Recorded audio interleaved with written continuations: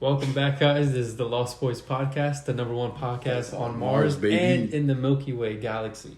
That's a fact. You could Google it. This is episode 9. 9. I'm Gianni. Brandon. Welcome. Today, yeah, you got it. My fault. I keep good. cutting you off. You good? Today we have an interesting one.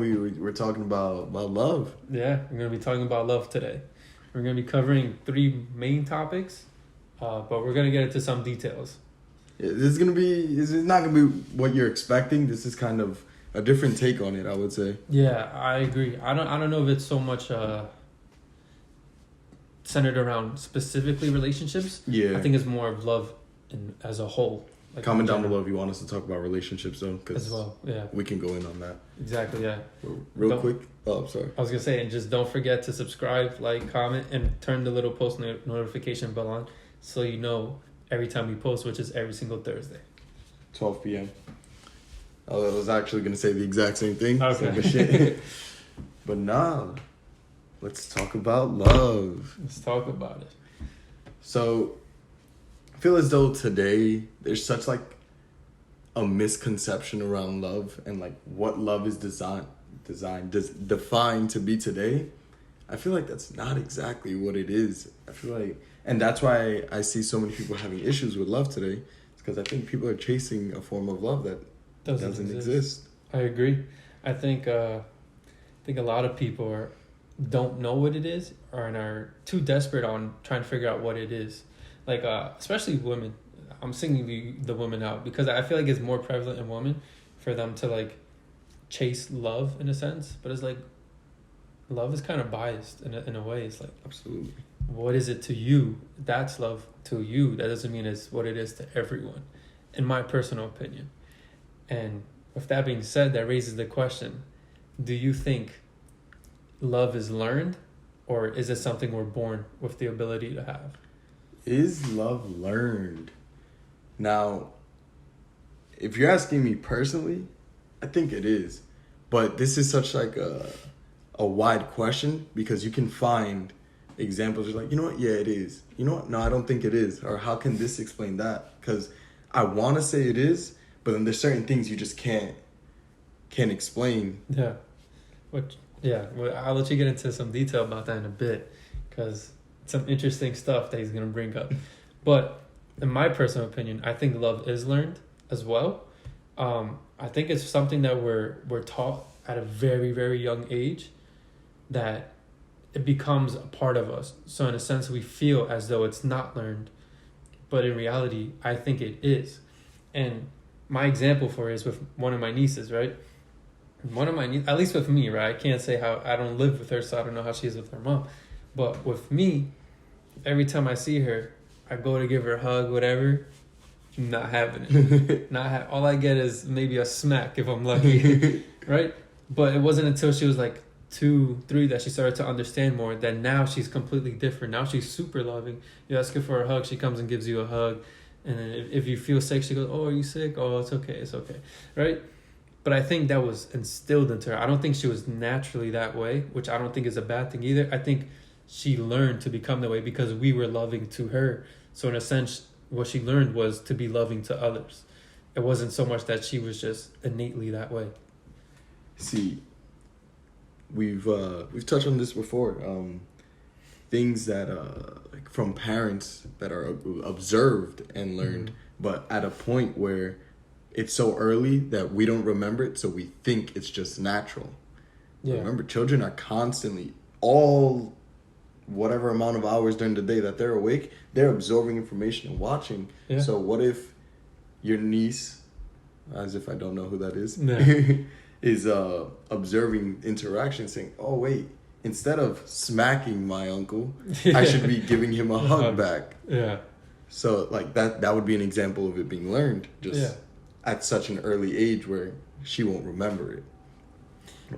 And to go along with that too, like as you grow up, right, you don't think you're starting to become or adopt the ideas and actions of your parents. But if you really look at it, the majority of the people grow up to be very similar. They don't come out exactly like them, right? but they tend to have similar traits or qualities or certain ideologies or ways of thinking that is developed through their parents, like not purposefully. I can't remember the word. That's why I went with that. But it's not done intentionally.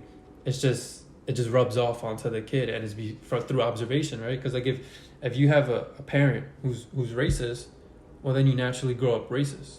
It's not until you're older that you can think for yourself that if you're lucky enough, not lucky enough, if you choose to eventually decide to step out and like view things, you can be like, okay, maybe I shouldn't be racist. Yeah. But if you just accept it for what it is, which happens a lot of the time because the majority of the population is ignorant as fuck, you just grow up racist and you refuse to ever question why or this or that. You just find reasons for it to justify it. You only look for the justifications, not the stuff that's going to say, no, this is actually why it's wrong. And I think it kind of plays into the same with love. It's like you grow up loving, so you just always assume that everyone's always born loving, but you never ask, are we actually born loving, or are we taught to be loving?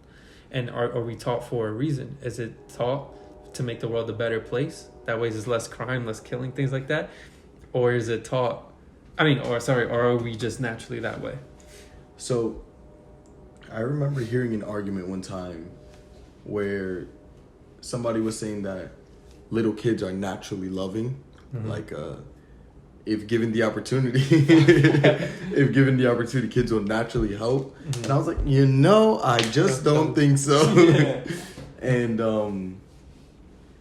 obviously there are kids who pick it up quicker than others. Mm-hmm. But to tailor it to what you said, take a child who hasn't observed love per se at that early age, right?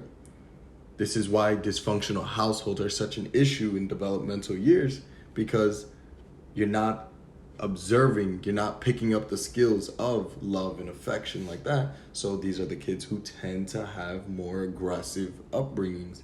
We went through it like kids who overcompensate from dysfunctional households are more likely to be violent, get into crimes and things like that. Incarcerated, all that.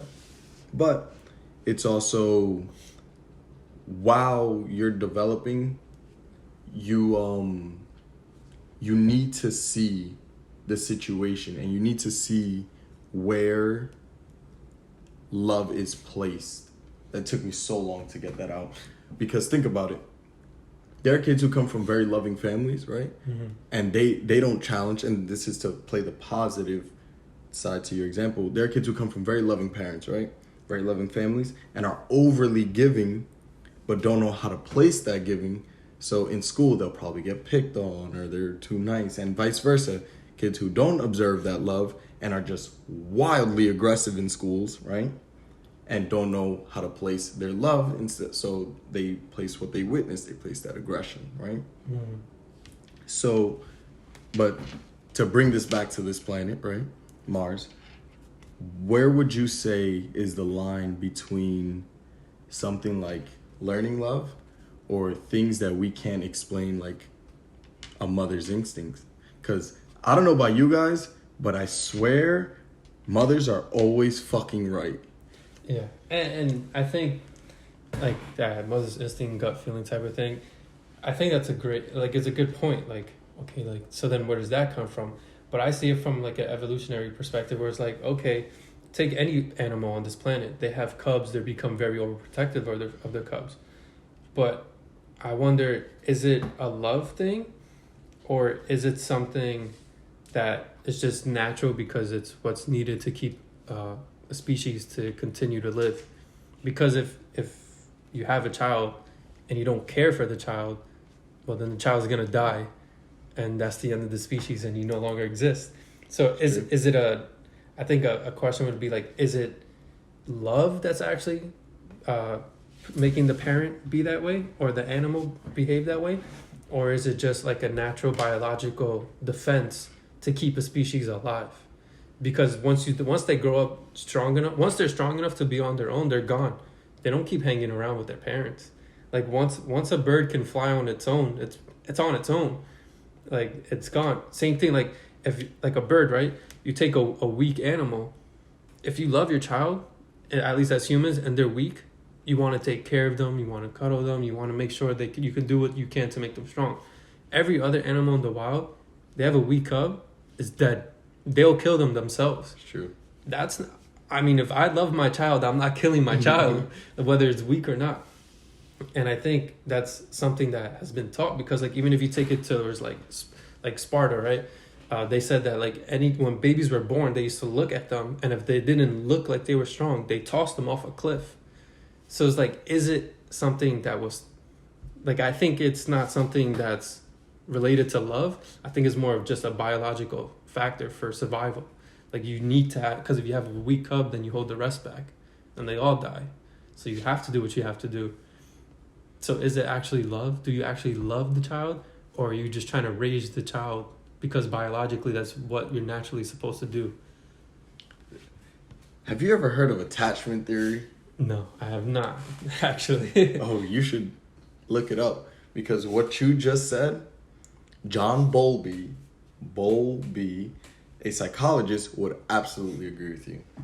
Attachment theory is, to word this the proper way, it's the idea that love is an evolutionary skill for survival, essentially, where it says the only reason why we love, and well, not even the term love, it uses the term attachment. The only reason why we develop attachments is solely for survival. That being like, because attachments aren't even necessary for reproduction. Agreed.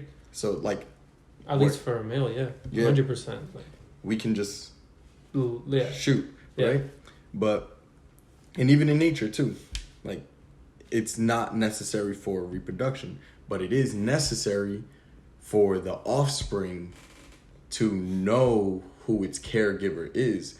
And that's what attachment theory says. Attachment theory says we only build these attachments so our young, or like when we were children, right? Mm-hmm. So we could know who our primary caregiver is, right? So now to aid what you said before, how early do you think we can start seeing this attachment, this like where a baby, a newborn, can pick who its favorite person is? How early? How early in life? Probably. Well, I know they say like within the womb it apparently happens, because like with the mother's voice, it constantly hears it, so it associates their caregiver as the mother, because that's the voice it always hears. That's why, like, well, at least I've heard, like, if the father isn't around, the baby could pick up on it because the voice is unfamiliar, in a sense. That's what I've heard. I don't know if that's true or not. That's just what I've heard. How early? I would probably say as a newborn, as a baby. So they can start seeing signs of a baby choosing its preference for caregiving as early as 6 weeks. Okay. And that being as in like responding to who picks it up, like things like that, because the baby's not going to stand up and be like, "Ma, you're my favorite," right? Obviously not. But as early as 6 weeks. So, and secondary caregivers.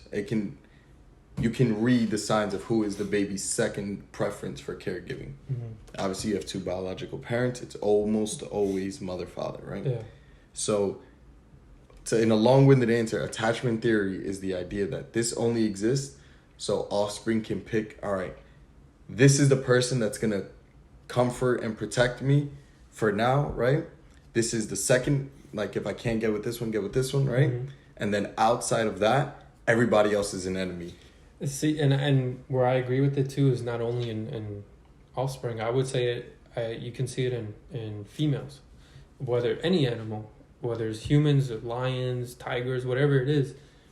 You would see most of the time, not even most of the time, 100% of the time, a woman wants a man who is strong, fast, whatever, athletic, who can protect, who's capable of giving them security and protection. Because that's what you need for survival, biologically speaking. You want that because that increases your chances of survival. And there's no denying it. No matter what you want to say, every male species on this planet is far greater and stronger than any female species. Oh, absolutely. It doesn't matter. Like, maybe there's one out of the few. That's one out of the few. The majority, like, when it comes to humans, right? A 14-year-old boy could beat up a 30-year-old woman. like they have the strength to be able to do it. Mm-hmm. Even if they don't work out, they have the strength. Like their physical build and strength at like 14, 15 years old is enough to beat up a grown woman. So that alone already tells you that we're naturally stronger. It's like lions, right? That's exactly what I was going to bring up. You take the women in lions. They move in packs together. There's a pack of them that moves together to hunt. The males move by themselves. It's for a reason. Because they're so much stronger, they don't have to have a pack with them. They can defend themselves. There's a reason why the women want the strongest men. Or like, for example, lions want the strongest other male lion. Because when hyenas are trying to kill them and the male lion shows up, what happens? All the hyenas get the fuck out. Oh, shit. Because they know it's life or death at this point and they choose life. But it's the same thing. And I think it goes the same way for the offspring. It's like, it's not so much of a, like, oh, I love this person. It's more like, no, this person could keep me alive longer. And that's what I'm going for. And not only that, when I have the offspring, they're going to keep me and the offspring alive. Mm-hmm. Because, like, if you take somebody who works out, like, for example, you take a woman who works out and she's crazy numbers. She could lift 220, she could bench 225, squat 405. She's putting up manly numbers, right? I guarantee you she's not dating a guy who eats McDonald's every single day. She's not. Yeah. And I don't think it's like because she can't love him or love him. I think it's just an evolutionary, like it's a biological thing. Like you want somebody who's stronger and is going to protect you. She's telling herself. Yeah. I'm sorry. I was going to say she's going to want to look for somebody stronger than her, which is going to limit her options. But anyways. Yeah. Yes. That woman right there, Miss Man, is out here looking at that guy who eats McDonald's like he can't protect me any more than I can protect myself. Exactly. Essentially. But I was gonna bring this up because, like, on the topic of like being hypergamous by nature, look at the female lions, right? It doesn't even have to be when the hyenas come. What happens when another lion comes? Exactly. And that other lion is gonna challenge the leader of that pack, right? And what's gonna happen? Bam. Let's say the lion that was leading the women loses. Guess what? All those lioness, I think they're called, they're gonna go with the one that won the fight. Yeah. They're gonna leave because guess what? This lion that was leading us is no longer fit to protect us, but this one is. Yeah, and you know what's the first thing though that new animal does every single time? Kills all the offspring. Yeah. Because those offsprings aren't strong enough now because I'm stronger than that person. And you just have babies with them. So those babies are weak now. Now you have to have babies with me. And so I think it's just like, and some people might argue like in the comments or people watching saying like, oh, but we're not lions. We're not this. But at the end of the day, we're animals. And there's no denying the fact that a human is an animal. We're just a type of animal. The only thing that makes us different is our brain capability that allows us to become superior because we're able to build weaponry and homes and things to protect us. But that's true. Or human nature. Exactly, but we've become so domesticated in a way where now we believe in love, but I don't think it's really love. I think it was always a sense of like, this person is going to keep me alive. That's why it's attachment for survival, not because you actually genuinely love the person. I think you can have feelings and emotions for a person, yeah, but I think love as a whole, as in general, is something that is taught and it has been taught. And now it is still taught till today, but I think today's become so common and normal that if you're not taught love, it's kind of like, what the fuck? Mm-hmm. But I think the natural biological response is that it's not love that was taught, it was survival that was taught. And by becoming domesticated and being so comfortable now, it's no longer for survival, it's just for comfort in a sense. Look, to anybody that wants to say, oh, this is bullshit, and that human nature isn't a thing, right? Two things. Number one, if you look at all of civilized humanity, that's like 0.01% of all the time humans have been on this planet developing and going through evolution to survive. Yeah. And then a very small specific set of time does not change evolutionary progression, first and foremost.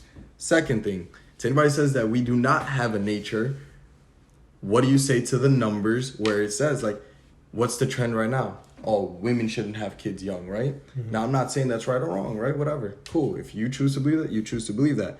But the numbers overwhelmingly show that even women who don't want kids young, typically between the ages of 28 and 35, decide, you know what?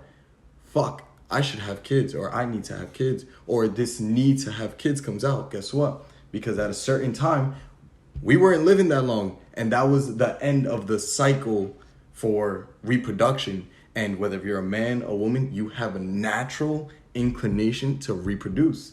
It's survival. Reproduction is part of survival. You're carried on by your offspring. That's why every animal breeds. That's why we breed. Breeding is essential to carrying on life, and it's natural.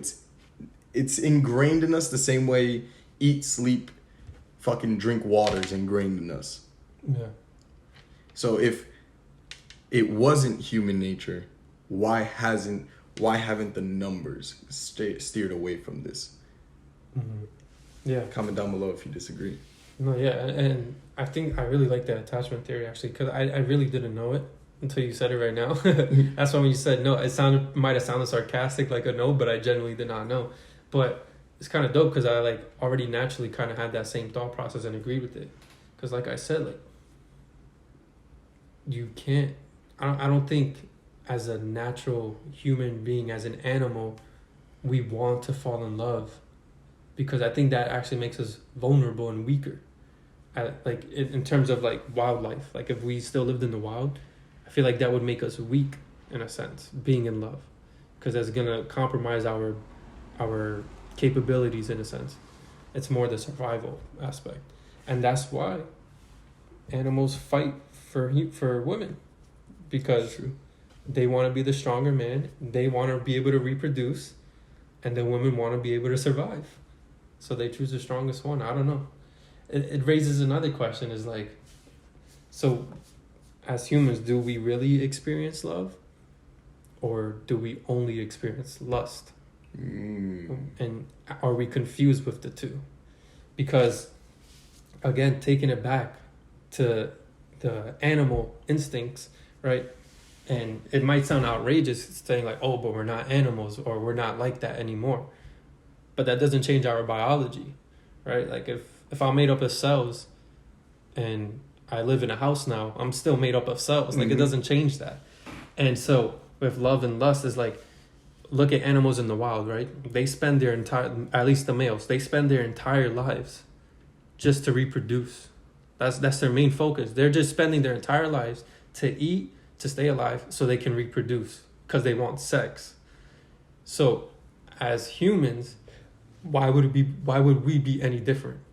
Right? So it's kind of like, are you really falling in love for the person, or are you in love, or do you enjoy the fact that you can have that lust whenever? Oh. Because animals, as an animal, you kill to be able to have sex. Yeah. You literally kill to be able to reproduce. But now you can have it every day. So is it the sex every day that's giving you the so-called love? Or is it actually so-called love? So I'm going to take this from the animal standpoint and put it more into modern time, right? So just to make it a little more relatable. For some of the viewers, right? We still have that need, that anabolic need to have sex, right? Mm-hmm. But look at the world we live in today, right? Where majority of men don't have sex, right? And on top of that, living in lust, right? Porn is so abundant, just to bring like the lust into the conversation. Sex work in general. Sex works. Fucking, I feel like every 11 in 10 girls has an OnlyFans now. Exactly. That's the perfect example. OnlyFans alone. Yeah. But like, look at it this way, right? You have, let's say, take a boy in his developmental years, right? Discovers porn, right? Whatever happens, he develops his taste for women, right? That's skewing his interest in women, right? Let's say. So now he's going to look for certain aspects that he's finding in that deep extreme of lust in the real world. Now, is that at all? So one of the characteristics of love, before I go any deeper, is like comfort and care, right? Those are two requirements of love. Can he get that? Or is that what he's searching for? Probably not. But guess what he is getting? maybe nice ass, some nice tits, or he's getting sex. Yeah, he's getting sex, and on top of that, he's getting an emotional response, right? Mm-hmm. So it's like, all right, conversation, socialization, check. Sex, check, right? You know what? And then on top of that, I'm fed, right? Check. I'm sleeping, I'm protected, check. His needs are fulfilled. Mm-hmm. So are we aligning ourselves today with lust as opposed to the definition of love that we have today? Yeah, the so-called definition, in my opinion. Yeah. But, no, that's a great question. And like, I personally think it's lust. I do. And I think a perfect example is just sex work in general. Why is it so popular, right? Like, OnlyFans alone is ridiculous. Porn itself, why are people addicted to porn? Why are you addicted to jerking off and watching porn? There's a reason for that. Mm-hmm. Because you're able to pleasure yourself in a way where like you really weren't supposed to be getting that pleasure because you had to fight to get that pleasure. Like biologically speaking, like you're not used to getting so much pleasure. That's why you get so attached to it. Mm-hmm. And then I think it's the same thing. Like I don't know. Like I'm trying to figure out how to like word it so it makes perfect sense to everyone else because it makes sense to me in my head. I'm just trying to articulate it better. But I don't know. Like if sex wasn't that big of a deal, if sex didn't drive everything and all of that, then sex work isn't important. Sex work doesn't mean anything. Mm-hmm. You have OnlyFans, cool. I don't give a fuck. You do porn, that's not an industry. It doesn't exist. Nobody cares because everybody's having sex. But not everybody's having sex. Not everybody has access to it, and not everybody can be capable of doing it and getting it. It takes a certain caliber of a man to be able to achieve that. I want to look something up real quick. And I guess to even go into further, it's like why women always say like, oh, men will fuck anything. Well, it's because men can't get everything. It's true. So they get what they can and they run with it.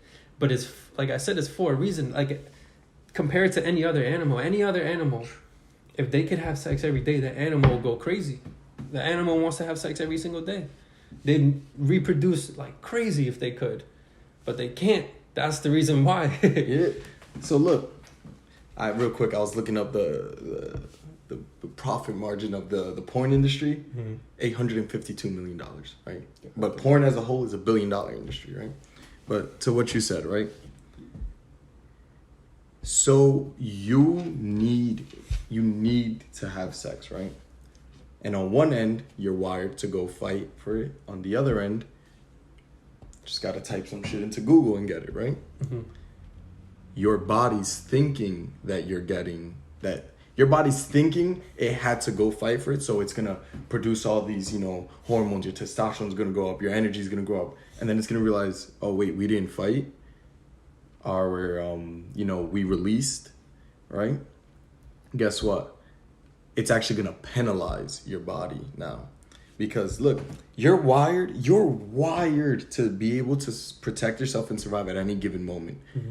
Somebody was to kick down the door right now, guess what? Your fight or flight's going to kick in. You're wired to fight, right? But guess what happens?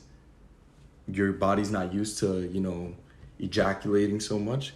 Now your testosterone levels go down. Your energy goes down. You're way more docile.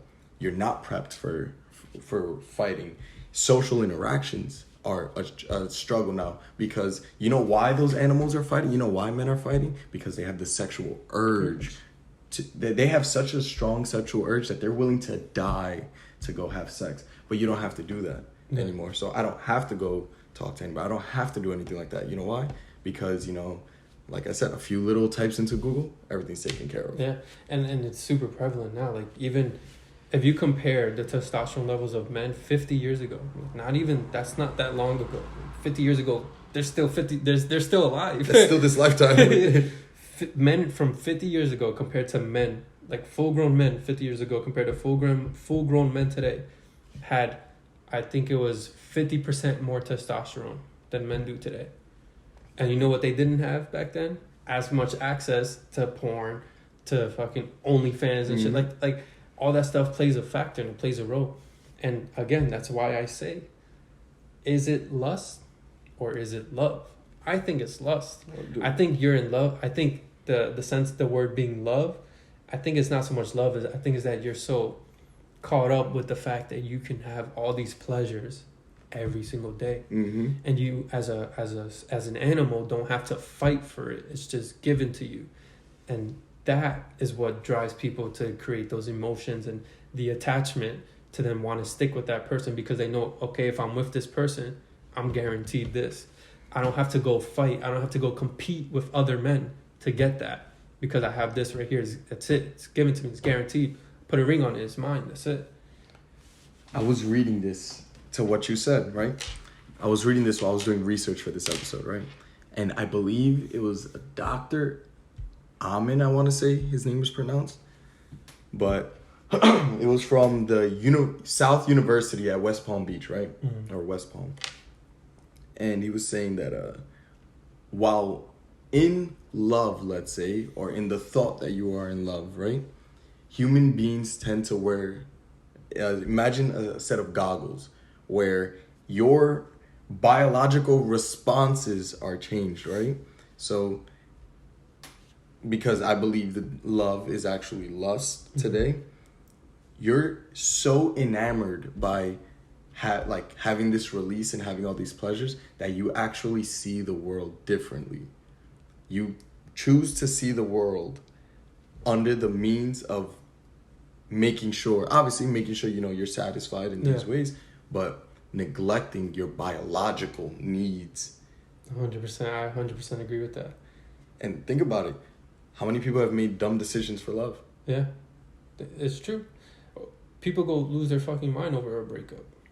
I don't think that's love. I think it's the lust, to be honest. Me personally, like, I really genuinely believe that's what it is. I don't know. To me, it's just lust, bro. Like, I don't know. It doesn't, like, maybe for a woman, it may be different. Like, maybe if we argue with the women, I'd like to see their perspective on it, because for them it's different, right? Because when it comes down to survival, women want the strongest man for a reason, and they're willing to reproduce with that strongest man for a reason, because they know their offspring is going to be strong and they're going to be protected, right? Today's society is not so much that way. However, I still think women want that man. And when men become weak and soft in the relationship is when women tend to respect them less. Oh, dude. And that's when they tend to explore other options more, whether they decide to cheat or just break it all off. Usually it comes from a biological place of, like, you don't see them fit enough to protect you. They seem soft. They're not that strong, hard, tough person as they used to be. And it's because the men are trying to change and change their reality and justify their actions in order to keep you around, to keep having sex. I think the dynamic is just all fucked up because we've become domesticated. We're so, like you said earlier when we were talking off camera, how many fat animals, wild animals, how many fat wild animals have you ever seen? Oh, wait. Like, it doesn't exist. A wild animal to be fat does not exist. Even bears, right? In pictures, they look like they're fat, but if you see a bear in person, they're not as fat as they put them in pictures. Look up a fucking hippo's body fat percentage. Hippos are like 98% muscle. Like, yeah. It's crazy. Yeah, exactly. You look at a hippo, bro, they look like they're fat. If you remove that layer of skin, it's only muscle. There is an ounce of fat on them. It's all muscle. Dude, they have so much muscle that their bite, bro, do yourself a favor. When you're done watching this podcast and watching all 8 other episodes, look up a hippo biting through a watermelon. It breaks it like if it was a fucking water balloon. Yeah. Like, that's how strong these creatures are. Yeah. And they're eating whole-ass animals. Yeah. They're still not overweight. Exactly. Which we had a little discussion about with, like, meat versus not eating meat and things like that. Which, I don't know. I'm not educated enough to go on into that, but that's off topic either way. That'll be a good conversation. I would want to bring somebody on for that episode that, like, has, like... Yeah. Scientific data and all that stuff. Yeah, I 100% agree. But to get back onto this, like, with that being said, when you compare a man and a woman in terms of love, how different do you think it is? Because to me, I'm going to say 100% it is different. How a man loves versus how a woman loves is completely different. What do you think? I would say men loving a woman versus a woman loving a man are two totally different experiences that I don't think each other can understand, like the opposite side can understand. Regardless of what the world is today and the society we live in, you cannot say that women can love men unconditionally. I can't fathom that. You know why? Why? Because guess what? Part of being a man is exactly what we just talked about this entire time. The most fit, the strongest, the survival aspect of it. And don't worry, there are new metrics to this today, but none of them have been removed. Like now, you think a fucking lion cares about how much money another fucking lion has? Of course not. They like, it doesn't matter. They're animals, right? Yeah. But guess what? At one point we were animals, so we had the same checklist. But now there's more involved. There's more criteria we need to meet as men today. Like at the very minimum, you need to be a masculine man, I would say. You need to be able to show that you can protect at the bare minimum. But that even if it was just that, that's still a criteria. That's still a condition of love today. While you play it on the flip side, you'll see a man doesn't really need his wife or his potential wife to be fit for survival. She doesn't need healthy, I would say. But she doesn't need to be, fucking a black belt in jiu-jitsu. She doesn't need to be benching fucking 205.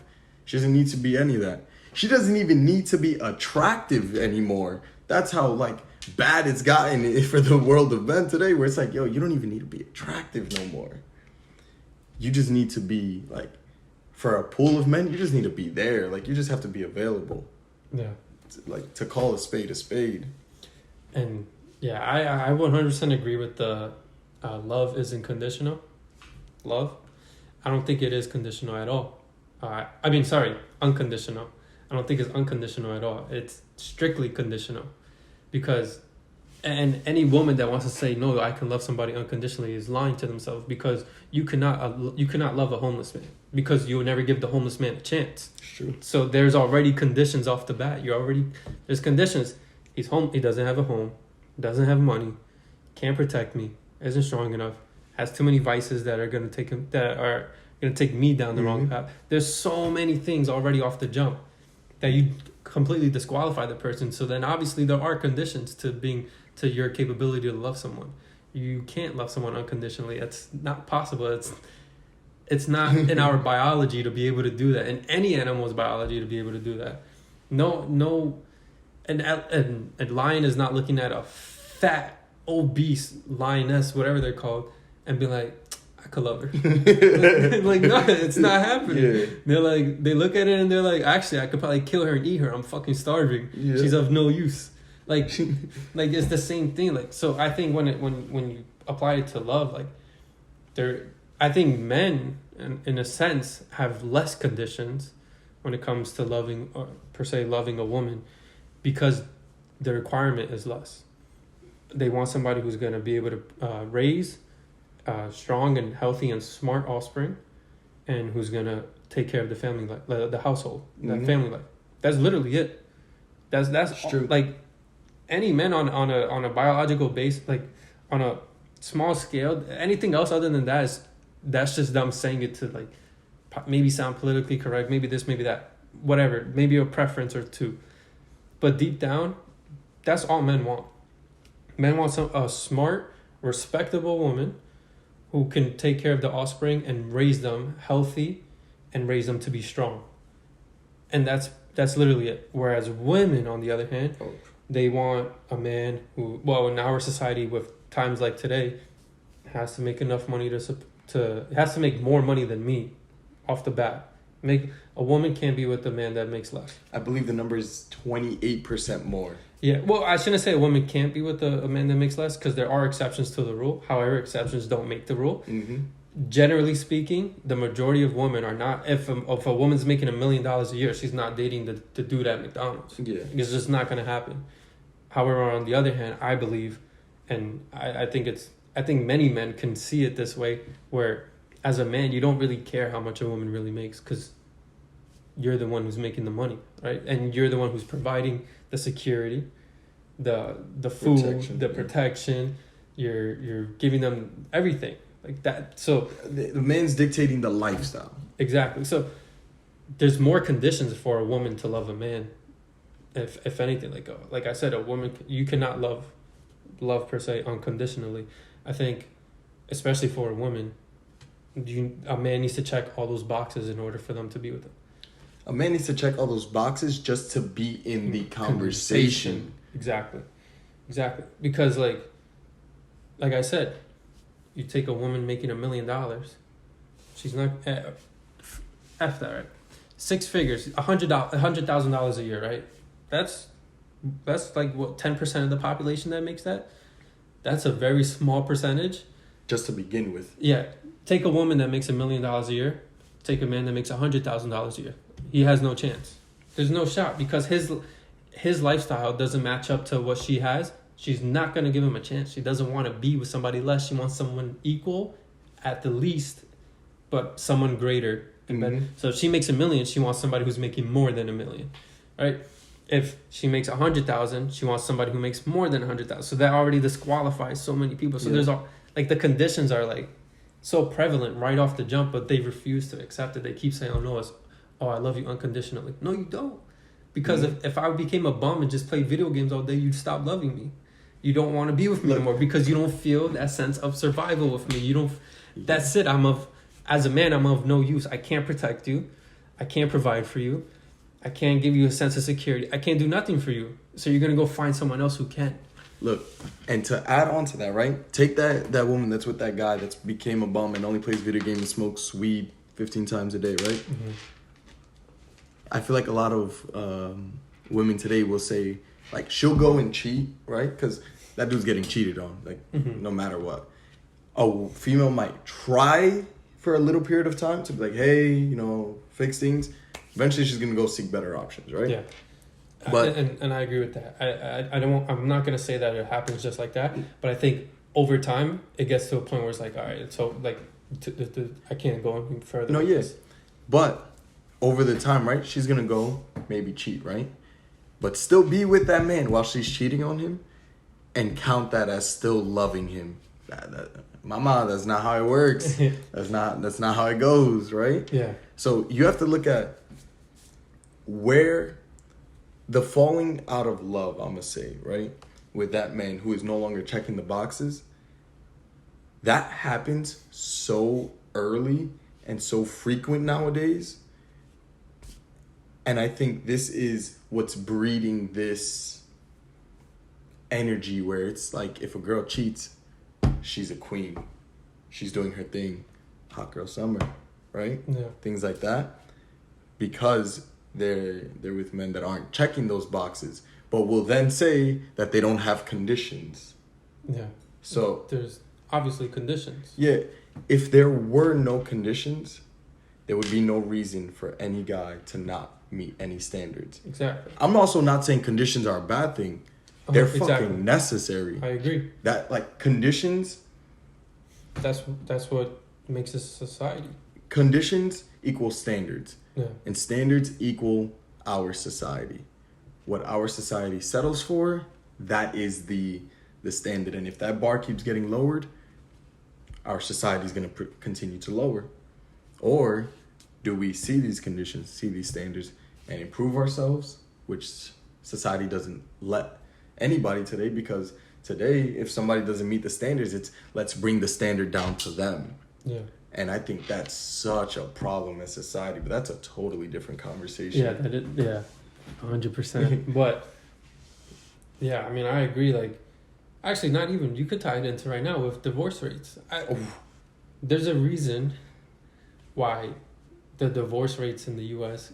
are continuously growing and growing and growing and growing and growing, because it's becoming more and more accepted to be soft, to be, it's okay. It's okay. No, it's not fucking okay. Get up and do something about it. Like, be a fucking man. Yep. And, like, this whole, like, somebody's going to react to, that's toxic masculinity. No, it's not toxic masculinity. It's just masculinity. Yeah. That's all it is. It's in us. It's in every fucking man. It's just that the society is saying it's okay to be soft. And is it okay to be soft sometimes? Sure. I'm not saying you have to be hard 24/7. But you also have to be a fucking man. Mm-hmm. Like, you don't need to be coddled and be told, it's okay. It's okay. No. You don't be a fucking man. Yeah. Do it. Like, I don't know. I don't know. Nah. I was gonna go in, because hold on. They're not ready for that. Yeah, no. This is gonna be a wild conversation. But look, this is like, as a man, right? One of your roles is to problem solve. We are the deductive problem solvers. Whether we're talking about the lion in the pack or we're talking about the fucking us today, right? You have to problem solve. So if you're feeling this way where you need to be coddled or something like that, there is a problem you need to solve. And if you choose not to solve said problem, you are telling inadvertently all the women and people, it could be your friends, your brothers, your mothers, your sisters, it could be anybody. It could be the fucking girl you have a crush on. You know what you're telling them? I'm not adequate to solve problems. So guess what? And this isn't a verbal conversation. This is all subconscious, just reading. You know what? Joe, a girl will say, this Joe Schmo just doesn't cut it for me because, you know what? He can't even protect himself. He can't even improve himself. How's he going to protect me? Mm-hmm. Like, you have to be a problem solver. And you have to learn how to problem solve. Yeah. Again, I think it all goes back down to the very basics. Our biology as animals. And you see it in every other... If any other animal on this planet had something wrong happen, like something bad happen, right? Maybe there's a pack of gazelles. And the father's with the mothers, and they're walking, and the fucking baby gazelle gets destroyed, and the dad is the father gazelle is just like all sad or whatever, mm-hmm. and the mother gazelle's like, it's okay, we just have another one. No, bro, that's not happening. Yeah. The mother gazelle's like, what the fuck? I'm out. And then the father gazelle is obviously too weak, so he's eventually gonna fucking die. Yep. So he has one option: man the fuck up, step the fuck up. Like, I don't know. I just know somebody's gonna be like, that's so toxically masculine or whatever. It's like, no, it's fucking not. And especially if you're not a fucking man, to be saying that's toxically masculine, you're not a man. You don't know me. You don't know men. You don't understand how we think. Men and women don't think the same. That's why we do not love the same. It's true. Men think logically, women think emotionally. That's a fact. And that's not a bad thing either. And it's it's not at all. There's a reason for that. Exactly. There is a reason for that. That's why women are the nurturers and men are the hunters. Yeah. It's for a reason. It's a biological thing. That's also why we don't love the same. That's why men can have sex with women and have zero emotional attachment to them. But a woman, to some level, has some emotional attachment. In a sense. Maybe they could do it once, twice, maybe 3 times, whatever. But they can't do it for the rest of their lives. Whereas a man can do it forever. There's a reason for that. It's biological. Like we don't have that attachment for a reason. Because we're meant to spread the seed. We're meant to reproduce. We're meant to be strong and fight. Women are meant to nurture and raise children.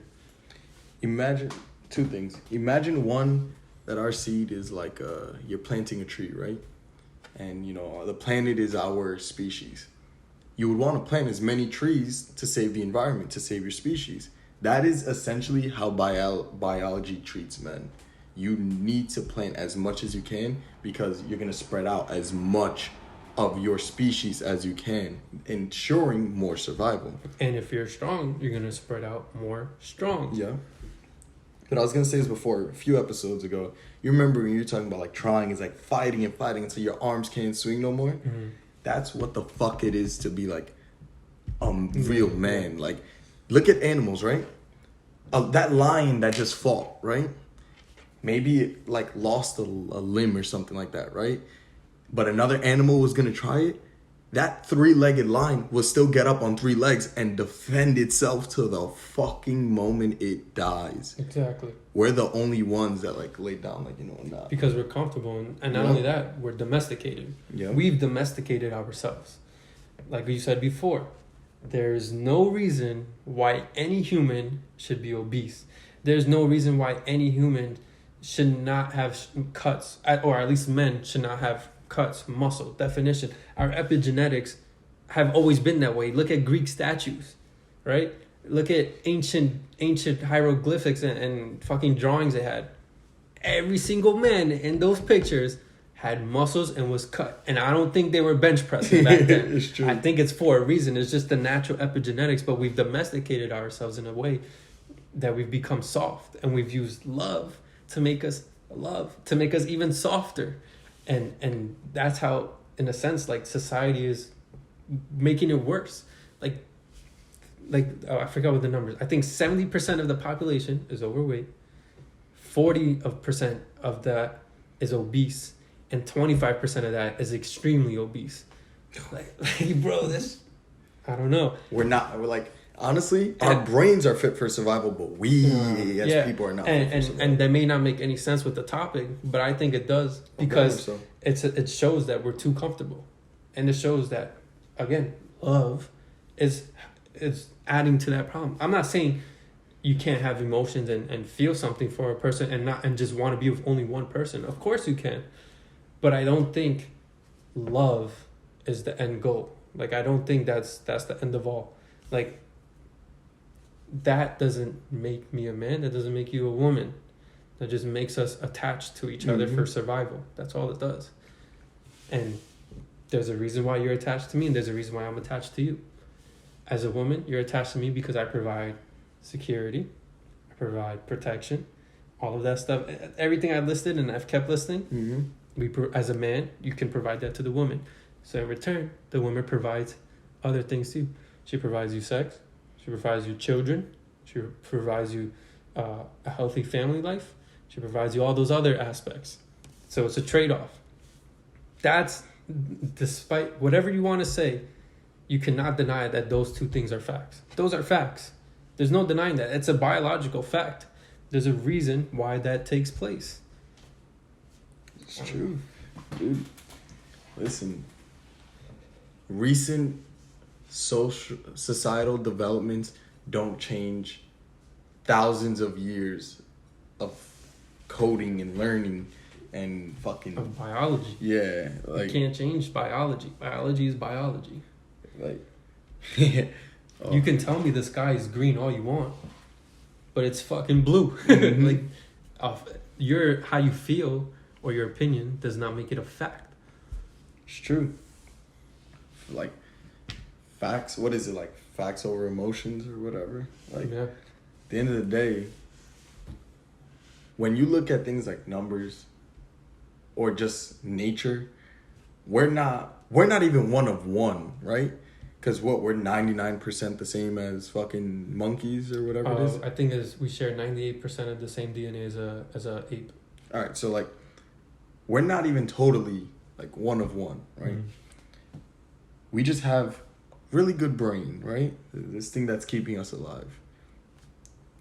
So much so, in fact, that it's actually becoming detrimental to our progress. Because what we've been given to progress, we're using to make everybody, like, docile and comfortable. So in a sense, regress. Yeah, and if you're stagnant, you're regressing. You're going backwards. And I think that's how it is today with love, lust, playing into that, like, with everything. We are hitting a point where we've gotten so comfortable that even as a society, we are turning on the people that are trying to push our society forward. For lack of a better example, we're going to use the technology field. The people in the technology field, we're looking down on like if they're freaking Satans because they're pushing society forward. And this is because we're getting ingrained with that it's okay to be mediocre mentality. Yeah. We become too emotional.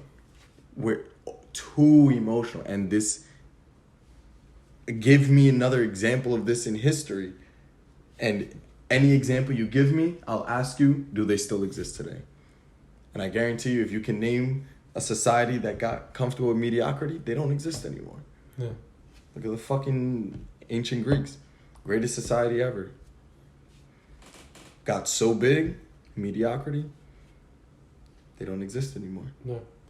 No, they're any animal in general, or any civilization in general that was ever comfortable eventually was so comfortable that it hurt itself and ceased itself to exist. And a new civilization came up that was stronger and took it over. And that's just history repeating itself. And I was gonna say something, I just blanked out, I forgot. But damn, what was I gonna say? Shit. Oh, anyways, what I think I was gonna say. What did I say? Yeah. Anyways, again, I think for woman to man, it's attachment for survival. From man to woman, it's lust. I don't think it's actually love, and when I say love, I mean love as the idea that people have it as today. Like you see like these shows like The Bachelor, The Bachelorette, and they're crying like, oh, like I just want love. I'm looking for love. No, you're not looking for fucking love. Or maybe your idea is that you're looking for love, but love doesn't exist in my opinion. Really? Can you have strong feelings for somebody? Can you want to protect and care and only want to be with that person? Sure. Is it possible? Absolutely. I'm not saying it's not. But is it love? I don't think so. Real quick, just because you brought it up, bro. As a fucking man, those shows like The Bachelor, Bachelorette, right? Where it's like a girl and there's like a bunch of guys or whatever. The Bachelorette, yeah. The Bachelorette, right? If you're one of those guys, you're a fucking simp, bro. Oh my God, bro. Get it together, bro. You're going to compete with like 8 other guys. Bro, fuck that. That's a perfect example of fucking biology right there. Yeah. The fact that you're willing to compete with other men for one woman proves the point right there. Yo, that alone proves the point. The fact that they can make a show about men trying to be with only one woman proves my point right there. And the woman is choosing who she thinks is the best of all those men. Proves everything I just said. It literally proves everything I just said. Get it together, man. Oh my God. I didn't realize I disliked something so much until you said that. I'm glad you said it because like it low-key tied perfectly into everything I was saying, how the woman is looking for the best man and the men are fighting for a woman to reproduce with. It's true. That's there's literally an entire show that this country obsesses over that proves the biology of men, of humans as a species. Before you triggered my trap card, I was gonna say this like false narrative around love too, and because you brought up the shows, look at movies like The Notebook and shit like that, right? Mm-hmm. Where these fairy tale love stories are drawing up a form of love, but society that like a lot of people, for lack of a better term, I'm gonna say, are striving for or want or fantasize, are getting upset in the real world because they're not getting that kind of love, because the kind of man in those fairy tales, right, is the stereotypical man, masculine man, builds a house with his bare hands for this woman, is ready to go the whole 9 and fight for her, right? But guess what? That same man today is toxically masculine. He's suffering from toxic masculinity. Exactly. And you're trying to kill that man, but yet hoping you get that fucking fairy tale. I'm going to chop down that tree, but hope the air is clean. Like, it's going to stay clean. Like, yeah. Or I'm going to fucking throw my garbage in the river, but hope the water stays blue. Yeah. Like, yo, make it make sense to me. Yeah. In a sense, they're telling a man to stop being a man. This is really when you say toxic masculinity, you're basically saying stop being a man. It's true. Like, there's nothing toxic about being a fucking man. That's just who we are. That's as animals, as people, as humans. That's who we are. We're hardwired to be a certain way for a certain reason. Mm-hmm.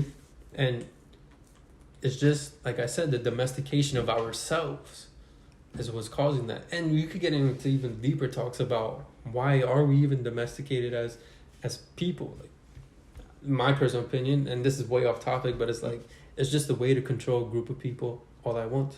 Like, if you want to control people, you just domesticate them. Same thing with the animals.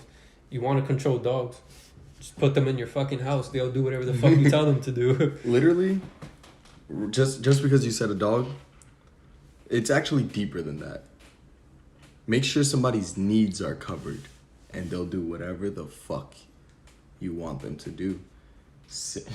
Women want to know how to, like, get a guy, make sure his needs are fulfilled. Exactly. Figure out what his needs are. And, like, that dog, he'll be fucking, like, at least today's man, right? But anyways, it's making sure the needs are filled. You bring that dog into your house, the dog realizes it doesn't have to fight every single day, or it's going to eat every single day. It's going to do exactly what you want it to do because its needs are fulfilled. And we live in a society right now where nobody's needs are getting filled because nobody wants to acknowledge their needs. Exactly. And, I don't know. I just think love is a very, I don't know. I think it's a facade. I don't think it's real. To me, love isn't real. I think, like I said, having the emotions, being able to be with someone, you can definitely do all that. But love, the way it's classified now, I don't think it's real. I think it's more of a survival thing. I think it's lust, if anything. At least for a man, it's lust. Mm-hmm. For a woman, it's an attachment for survival. That's the way I see it. I don't think it's genuine love, like, oh, I love this person. I think society's painted it in a way where today, it, like, somebody can try and make the argument, but when you really look deep into it, that's the reality of it. That's 100% the reality of it. It's just the biology. It's just the facts. It's just the truth. Like, and I'm willing to debate with anybody about it because, like, I feel strongly about this. So I want somebody to combat me and, like, come at me and, like, try to throw me off because, like, who knows? Maybe I'm fucking wrong. I don't think I'm fucking wrong, though. I think biology has my back on this one. But that's why I say love is learned. That's why I say it's lust over love. And that's why I say men and women love differently. For all those reasons that I've stated before. And The Bachelorette is the perfect example of that. I vow to never watch that goddamn show, man. Oh, my God. Yeah. But no, freaking, at the end of the day, when you cut it, you just gotta, you have to, with anything, not just love, whether it comes to love, politics, any form of disagreement, I'm gonna say, that you want to educate yourself on, you need to take the narrative out of the equation and say, all right, let's look at the situation, right? What's happening? Okay, what's causing this? What's causing that? And once you see both sides, start diving deeper into both sides. And you know what I think was a big issue with today too, why many people are afraid to share their opinions and be so strong about it too, is the fact that as a society, no one attacks ideas anymore. Mm-hmm. They attack the people. So I just said what I said, right?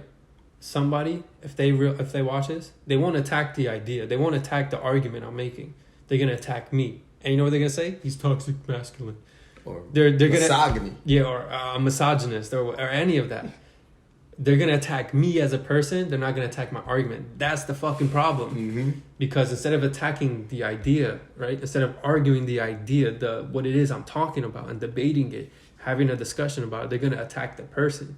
So as a person, when you get attacked and you see all this negative energy towards you, no one wants negative energy towards them.